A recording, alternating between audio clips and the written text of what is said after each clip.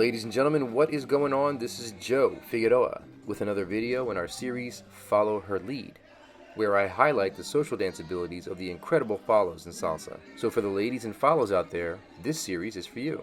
This week's video, I'm going to focus on a word. That word is intuition, and how an intuitive dancer is a strong dancer. So here is your chance to subscribe and ring the bell, because we're starting right now.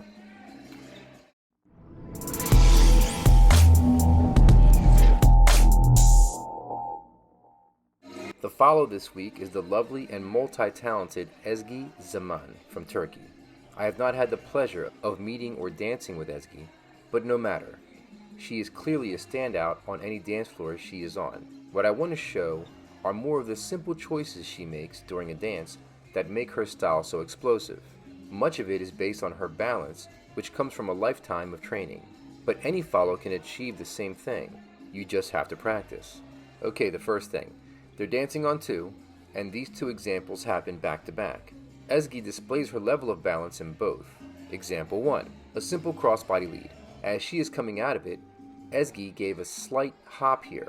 It was on her right foot after she stepped 3, so technically on the count of 4. She does this while she is still in motion, and then steps down to the side on 5. So this puts her sideways on the line, rather than facing her partner. But she doesn't need to be facing him. She completed the movement of the crossbody lead, so now she would be in her preparation, and she knows that the time of a preparation is where she can style as she chooses, so long as she is ready for whatever movement is coming next. She steps to the side on 5 with a bit of a drop, bending at the knees a bit to make the hop she took a step before appear to be a high leap, as if she needed to brace herself during the landing, but that's just for dramatic effect. Ezgi turns toward him, ready for whatever he is going to give next, which turns out to be a simple left-hand turn for the both of them. I'm going to pause it here for a moment and ask you follows to think of what a left-hand turn would consist of and how you would do it where it led to you. Picture that left-hand turn in your mind. Got it? Good. Now let's see Ezgi's version. She steps forward on 2, making connection with her left hand to his right, feels the push. Intuition tells her that left is where she is headed, and off she goes. But instead of stepping 2, 3, and pivoting on 5, she used the 4 as she did in the count previous and stepped down a beat early, putting all her weight to her left, her balance step, giving her the opportunity to raise her right knee and foot during the pivot, kind of like a passe in ballet. She does this very well and uses this technique perfectly, as I will show you later. She brings both arms above the head in a stretch, which also adds to the look of the movement. This passe during the left turn happens on the counts of 2, 3, 4. She gets full circle and steps down with her right on the count of 5, putting her hip out to the side for a bit of attitude as she brings her arms down slowly. What you just saw here was beginner ballet and jazz steps done in salsa. These things can be practiced on your own and then implemented as you see fit. Here is Ezgi coming out of an inside turn, stepping down on 5, raises her right knee and foot as she continues to pivot. Follows notice that she has her instep tilted inward, as if she has turned her ankle. She also has her toe pointed, because that's what a dancer does. Always point your toes. Flexed feet are a no-no. Moving on. Remember last week when I was showing Jessica spinning and how she used her arms to create momentum? Ezgi does the same thing here. Arms out, swings her hands together in front. Arms out, swings her hands together in front. Arms out, swings her hands together in front. Here is a different dance with a different partner, so I can show you what I tell my students in class all the time. Technique is an all-the-time thing, not a some-of-the-time thing. Look here at what would be otherwise referred to as a walk step. I'm going to pause it again. Think about what a walk step or cross step would look like, would feel like. He takes her hand at the wrist, barring her arm across his body. This is where intuition kicks in again.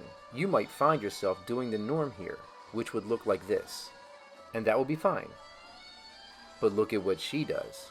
They're dancing on 2. She breaks back on 6 after the crossbody lead, faces him to receive information.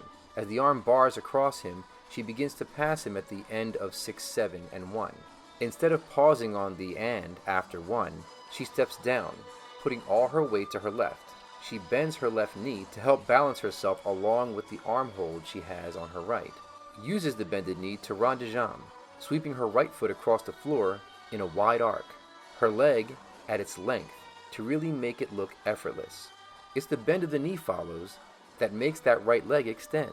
In dance, we call this committing to the moment. And commit she does.